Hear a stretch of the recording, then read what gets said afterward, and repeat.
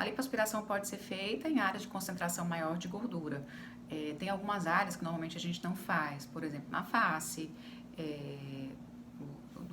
na região da panturrilha.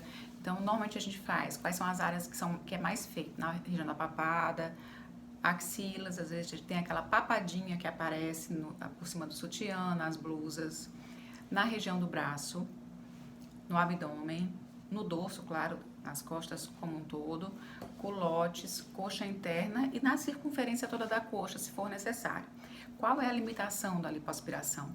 Você tem que tomar cuidado para não retirar muita gordura para que você não aumente a flacidez, né? Então existe um limite sim para a lipoaspiração, um limite de segurança, que seria quanto no máximo você pode tirar, de acordo com o peso corporal da paciente. Isso varia normalmente entre 5% e 7%, né, do peso corporal.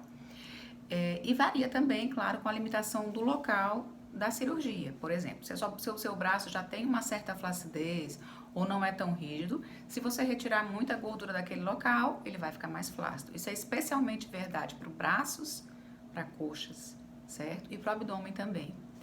Então, assim, a limitação da lipoaspiração vai estar na quantidade de gordura, na flacidez da pele, onde você vai fazer a lipoaspiração, e no peso, claro, da paciente. Melhorar esse aspecto da flacidez, que acho que é uma das coisas que a gente mais sofre, né, com flacidez, existem alguns aparelhos que, associados à lipoaspiração, conseguem diminuir um pouco a flacidez, não conseguem resolver completamente. Por exemplo, uma paciente que tem indicação de fazer abdominoplastia porque tem excesso de pele, ou porque engordou e emagreceu, ou porque teve gestações múltiplas, ou mesmo numa gestação ficou com muita flacidez de pele, esse caso dificilmente vai ser resolvido com outra técnica que não seja a abdominoplastia, onde você vai retirar o excesso de pele. Da mesma forma em braço, naqueles pacientes ex-obesos, ou em coxas, nos pacientes ex-obesos. Então, nem tudo você consegue resolver com os aparelhos. Mas existem sim opções de aparelhos para você associar a lipoaspiração para reduzir a gordura localizada, ao mesmo tempo que melhora a flacidez, né? Todos já ouviram falar da técnica do Renuvion, que é um aparelho que também melhora a flacidez. Existe um aparelho de um fabricante chamado DMC. Esse aparelho é o One Step. Ele foi idealizado por um cirurgião plástico, o Dr. Patrício. Ele idealizou essa técnica para você ter, quando você aplica o laser ao local da lipoaspiração, tanto você reduz a flacidez, como você melhora as células de gordura que poderiam ser enxertadas. Então, esse laser especificamente da DMC, ele pode ser utilizado para reduzir flacidez e deixar as células mais prontas para ter uma pega de enxerto melhor, por exemplo, enxerto de gordura na região do glúteo ou na região da face. Então, você usando esse laser, ele é o único deles que tem essa vantagem do estímulo para a célula ser coletada para ser enxertada. E tem um outro aparelho, que é o BodyTite, que ajuda também a controlar a flacidez de pele, que é outro tipo de aparelho, é uma radiofrequência também utilizada durante a lipoaspiração, ou muitas vezes até mesmo em consultório, a nível ambulatorial, para áreas pequenas, para pequenas regiões, a regiãozinha da papada, para áreas realmente menores. Vamos falar um pouquinho sobre a lipoaspiração, como é que é o fluxo do paciente desde que ele chega ao consultório até o dia da cirurgia e o pós-operatório. Quando o paciente chega ao consultório com queixa de gordura localizada, pretendendo fazer uma lipoaspiração, existem algumas coisas que você precisa avaliar. Uma delas é o peso do paciente, né? Se o paciente está muito acima do peso e você nota que o paciente quer fazer a lipo para emagrecer, você tem que esclarecer ao paciente que esse não é o objetivo da lipoaspiração. O objetivo da lipo é diminuir gordura localizada.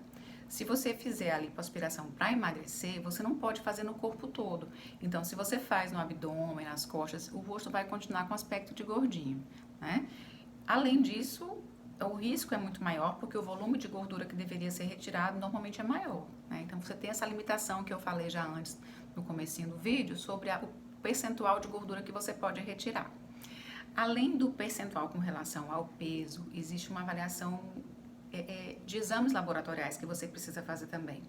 Então, você tem que respeitar alguns limites. se o paciente tem uma hemoglobina boa, se tem anemia, se não tem anemia, se tem outras alterações vistas nos exames, de forma que você consiga planejar o procedimento de forma mais segura. Então, tem o primeiro contato, o planejamento da cirurgia, o planejamento prévio da cirurgia, a explicação de como vai acontecer e a solicitação dos exames pré-operatórios. Nesse momento, eu costumo fotografar o paciente e mostrar a ele, a gente chegar às conclusões de quais áreas podem ser lipoaspiradas. Se tiver a indicação de colocar algum enxerto, a gente fala também sobre isso na avaliação, na consulta pré-operatória. Pronto, o paciente vai para casa, faz os exames e retorna com esses exames para o consultório. Quando ele retorna com os exames, a gente vai fazer essa avaliação e vai fazer o checklist de tudo que vai ser feito durante o procedimento, né? Todas as áreas. Tudo resolvido, o paciente pode ser submetido a uma consulta pré-anestésica com o anestesista. Nesse momento, a anestesista vai conhecer o paciente e vai avaliar se existe alguma medicação, algum cuidado específico, algum exame extra que deva ser realizado, né? E há então a liberação para o procedimento. No dia da cirurgia, antes da intervenção, normalmente nós marcamos no quarto ou ainda no hospital, né? As áreas que será realizada a lipoaspiração e as áreas que vão ser enxertadas. E além disso, novamente é feito o questionário do paciente, de como ele está e tudo, né? Saber se está tudo realmente bem. O paciente então é anestesiado, normalmente sedado, e a gente começa a fazer o procedimento. No procedimento dali, primeiro a gente faz são incisões pequenas, de menos de 1 centímetro, localizadas em locais bem estratégicos que ficam escondidinhos, né? Na região dentro da calcinha ou da roupa íntima, na região do umbigo, próximo da axila, nas costas, em alguns locais, abaixo do bumbum também. Então, são incisões realmente pequenininhas, que normalmente não ficam muito marcadas no pós-operatório. Através dessas incisões, a gente faz a infiltração de uma solução para deixar o procedimento mais seguro, para ter um menor sangramento e para facilitar a lipoaspiração. Então, a gente faz a injeção de soro fisiológico com adrenalina normalmente. Espera algum tempo para que haja uma vasoconstrição do local, ou seja, o paciente sangre menos, diminua o risco de embolia e outras complicações, e só aí então você começa a fazer o procedimento da lipo.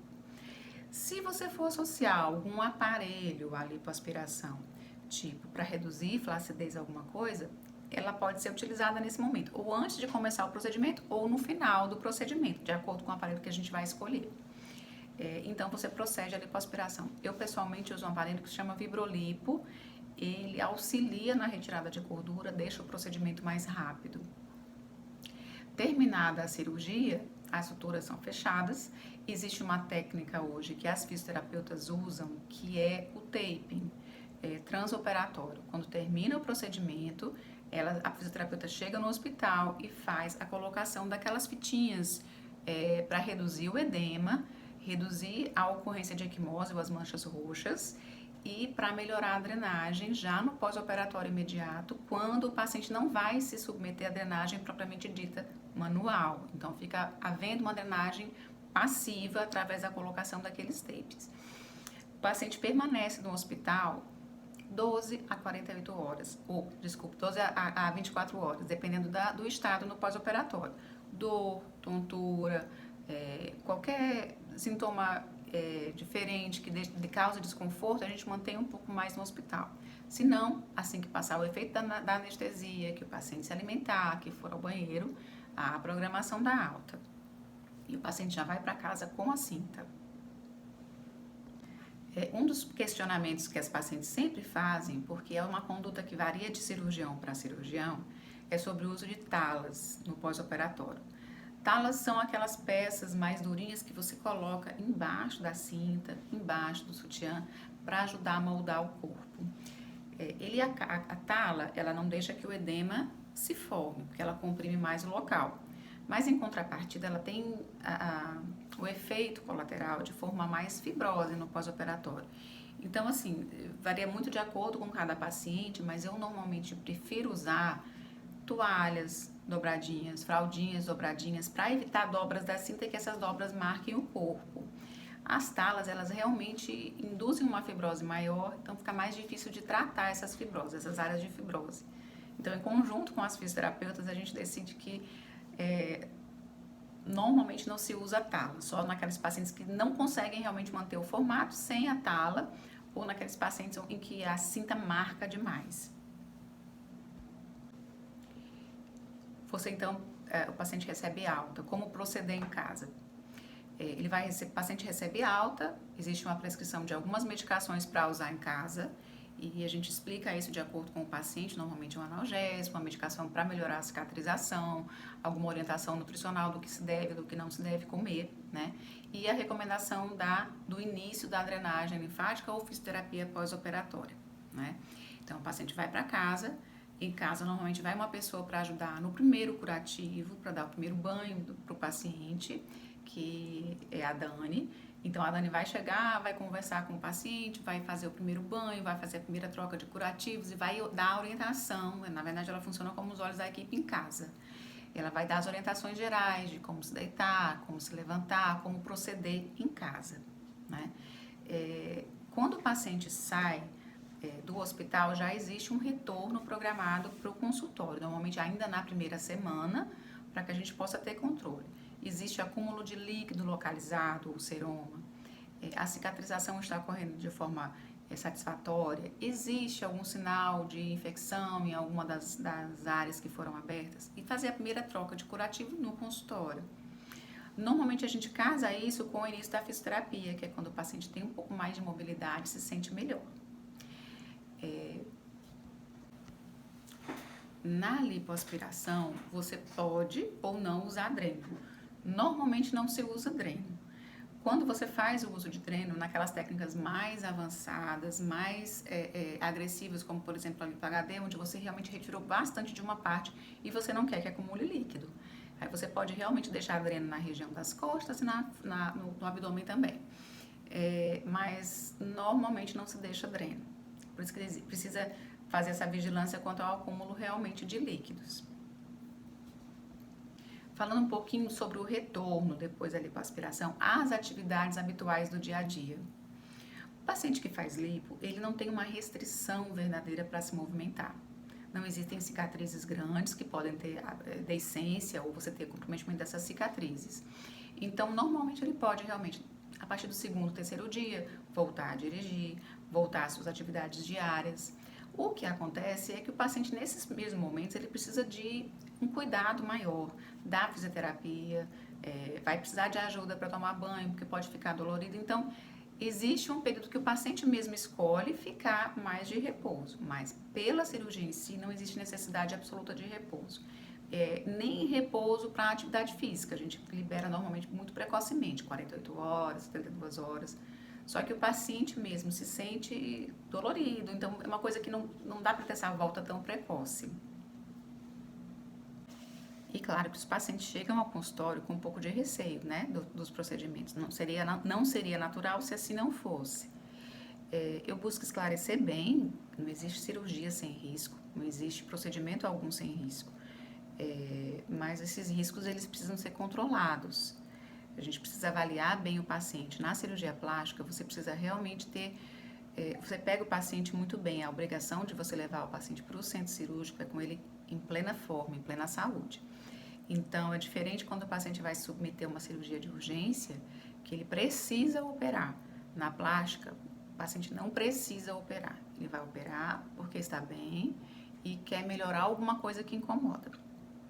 Dessa forma, a gente precisa fazer uma avaliação bem criteriosa dos exames pré-operatórios. Às vezes os pacientes até se chateiam porque demora um pouco mais, mas isso é de extrema importância para a segurança do paciente, né? Quais seriam riscos da cirurgia de lipoaspiração propriamente dita? Anemia, se você tiver um sangramento mais intenso. Normalmente você vai percebendo durante o procedimento se o paciente tem uma tendência a sangrar mais. E aí você reduz o volume que você aspirou de acordo com a característica do que você aspirou. Se a gordura sai praticamente sem sangue, você consegue chegar naqueles 5, 7% do peso corporal. Se a gordura vem mais sanguínea, isso é uma característica muito do paciente, muitas vezes os exames estão todos normais, ele não tem nenhum transtorno de coagulação, tudo normal e direitinho, mas ele sangra um pouco mais. Aí você precisa limitar. É um fator que precisa ser discutido com o paciente no pré-operatório, né? Além da anemia pelo sangramento, você pode ter embolia. A embolia por um pouquinho daquela gordura que você está lipando ter se soltado e caído na corrente sanguínea. Essa embolia, ela é a embolia gordurosa, ela acontece no momento da cirurgia. Ela é mais comum quando você não faz a infiltração da solução de soro com adrenalina. Quando você faz a infiltração de soro com adrenalina, você tem uma vasoconstrição e nessa vasoconstrição fica mais seguro realmente porque é mais difícil você ter a migração de um êmbolozinho de gordura para a corrente sanguínea, porque os vasinhos vão estar mais fechados. Outro momento em que pode ocorrer a embolia é quando você faz a infiltração da gordura, principalmente na região glútea. Hoje em dia já se sabe pela anatomia algumas áreas do bumbum que devem ser evitadas na hora do enxerto de gordura, né? Então já se faz isso, a gente divide o glúteo e enxerta nas áreas mais seguras e ainda assim num plano mais superficial, onde você tenha menos vasos sanguíneos e esse risco realmente se reduz a ponto de ficar seguro, não ter problema. A embolia também pode ser causada por trombo, né? Você pode ter uma trombose venosa de membros inferiores ou em alguma outra região do corpo, pelo período que você fica inativo, sem se movimentar demais, e esse trombo migrar para o pulmão. Então, na verdade, a embolia é a principal complicação, a complicação que o paciente tem mais receio quando vai se submeter a uma lipoaspiração. Hoje em dia, existem muitas medidas que auxiliam na prevenção da formação desses trombos. O uso de meias elásticas durante o procedimento e no pós-operatório, o uso das botas pneumáticas, que são aquelas botas que ficam comprimindo a perna e a panturrilha, a fim de evitar a formação de trombo, quer dizer, você não fica com estase sanguínea, o sangue não fica parado, e aí dificulta a formação de trombos. Então, você utiliza essas botas pneumáticas durante o procedimento, enquanto o paciente está imóvel, enquanto ele não pode levantar e caminhar, porque, na verdade, a melhor prevenção é o paciente levantar precocemente e caminhar, né? Além disso, existem medicações que você pode fazer uso no pós-operatório para evitar a formação de trombos, que seriam as heparinas de baixo peso molecular, que você pode fazer subcutâneo, ou então o xarelto, que é uma medicação que você pode usar num período no pós-operatório também, de acordo com cada paciente. Naqueles pacientes que já têm uma tendência a ter trombose ou trombofilia, alguma coisa assim, como é que a gente faz? Primeiro, pensar bem se realmente vale a pena fazer o procedimento e conversar com o hematologista ou cirurgião vascular que acompanha o paciente, porque caso ele ache que esse procedimento pode ser realizado, qual a conduta, como usar as medicações para evitar isso, né? Então, existem pacientes que querem saber qual é o período ideal, qual o momento ideal para fazer a lipoaspiração. Na verdade, não tem um momento ideal, tem uma situação ideal, né? Que vai variar de acordo com cada paciente, e tem a situação clínica, física mesmo do paciente. Por exemplo, eu tenho que fazer lipo depois de ter filho somente? Não, a lipo pode ser feita sim, programada sim, ser feita antes de uma gestação. Não limita, você pode, normalmente você deve esperar um tempo depois da lipoaspiração para engravidar, mas não existe assim essa relação de uma ter que vir antes da outra, na verdade não. Então, você pode fazer a lipo e engravidar. Você tem que ter gordura localizada e não obesidade, né? Isso é importante para ter um bom resultado e segurança maior no pós-operatório. E uma boa retração de pele, ou seja, no paciente tem uma flacidez muito grande, o ideal é que aquela região não seja lipoaspirada, ou pelo menos não em excesso. Então, cada caso vai ser avaliado detalhadamente com cada paciente, por isso que é importante o contato físico entre o cirurgião e o paciente, ver qual é o rugor da pele, conversar, entender quais são os anseios do paciente, o que o paciente realmente quer e se você vai conseguir chegar naquele ponto que o paciente deseja. Então, eu vou encerrar essa nossa discussão sobre lipoaspiração, deixando o campo aberto para vocês perguntarem sobre outros assuntos. A cirurgia de lipo, ela é muito associada com todos os outros procedimentos que a gente faz, principalmente em contorno corporal. Então, muitas vezes o paciente vai fazer uma lipo associada a uma abdominoplastia ou associada a uma cirurgia de mama, ou de prótese de mama, né? Então, a lipo ela entra muito como um coringa na cirurgia plástica para melhorar o contorno corporal, para que você não precise abrir mão sempre de incisões maiores, né? Então, vão aparecer dúvidas que vão relacionar, claro, ali com outros procedimentos, então podem perguntar, à medida do possível a gente vai tentar continuar com esses vídeos para que sejam de forma mais esclarecedora possível. Vocês podem continuar perguntando, mandando questionamentos, tá bem? Beijos!